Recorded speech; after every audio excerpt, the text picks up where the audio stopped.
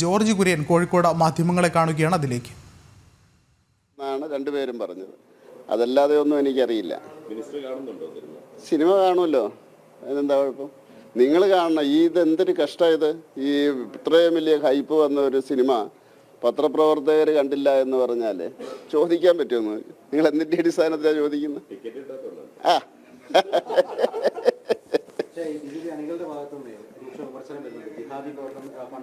അല്ലെങ്കിൽ ഇതുവല്ലവരും കാണുമോ? അല്ലെങ്കിൽ സിനിമ കാണുമോ? എതിർപ്പില്ലെങ്കിലേ ഇത് കാണണമല്ലോ ആൾക്കാർ. അതിനുവേണ്ടി പറയുന്നു. അത് ആക്ഷേപമല്ലല്ലോ, അത് സിനിമയുടെ അങ്ങനെയാണല്ലോ. സിനിമയൊക്കെ പ്രചരിപ്പിക്കുന്നത് തന്നെയാണല്ലോ. നല്ലതെന്ന് പറഞ്ഞാൽ ഞങ്ങൾ കാണുമോ? നിങ്ങൾക്ക് ഇഷ്ടമില്ലാത്ത ഒരാൾ നല്ലതാന്ന് പറഞ്ഞാൽ, ചീത്തയാന്ന് പറഞ്ഞാൽ നിങ്ങൾ പോയി കാണും. അതിനുവേണ്ടി അതുകൊണ്ട് നിങ്ങൾ പോയി കാണണം. നിങ്ങൾ കാണണം. അതല്ലേ രമേശ് പറഞ്ഞതല്ലേ? രമേശ് പറഞ്ഞതാണ് പാർട്ടിയുടെ നയം. അത് സംസ്ഥാന പ്രസിഡന്റ് എൻഡോഴ്സ് ചെയ്തു. ഈ മഞ്ഞിൽ വിരിഞ്ഞ പൂക്കളിൽ നമ്മുടെ മോഹൻലാൽ വില്ലനായിട്ടല്ലേ വന്നത്? ഇത്രയും ഉയർത്തി വന്നത് അതിന് ശേഷമല്ലേ? നെഗറ്റീവിൽ നിന്നാണ് തുടങ്ങിയത്. മനസ്സിലായില്ല? അത്രയേ ഉള്ളൂ. അല്ല, നെഗറ്റീവും തുടങ്ങിയാലേ മുകളിലേക്ക് എത്താൻ പറ്റുള്ളൂ. അതിനുവേണ്ടിയുള്ളൊരു തുടക്കമാണ്. അടുത്ത നിയമസഭാ ഇലക്ഷനിൽ BJPയെ ഉയരത്തിലെത്തിക്കാൻ വേണ്ടി അതിനുവേണ്ടിയുള്ളതാണ്. ഉയരത്തില് അതിനെന്താ സംശയം? നിങ്ങൾക്ക് സംശയം ഉണ്ടോ? നിങ്ങൾ എതിർത്തോ?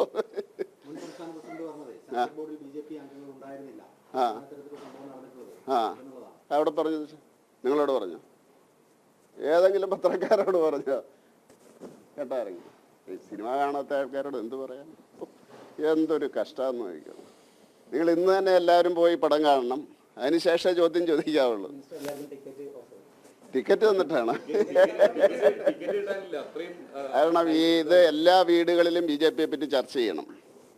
അത് ചെയ്യല്ലേ? കാണുന്നവരെല്ലാം ചർച്ച ചെയ്യല്ലേ? ഇങ്ങനെ എല്ലാ വീടുകളിലും BJPയെ പറ്റി ചർച്ച ചെയ്യുന്ന ഒരു സംഭവം ഉണ്ടായിട്ടില്ലല്ലോ. അപ്പൊ ചർച്ച ചെയ്യട്ടെ.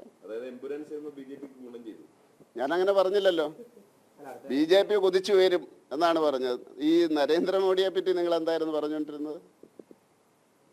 ഈ 2000-ന്റെ ആദ്യ വർഷങ്ങളിൽ നരേന്ദ്രമോദിയെ പറ്റി എന്താ പറഞ്ഞുകൊണ്ടിരുന്നത്? അങ്ങനെ പറഞ്ഞില്ലായിരുന്നെങ്കിൽ ഈ ഉയരത്തിലെത്തുമായിരുന്നു നരേന്ദ്രമോദി.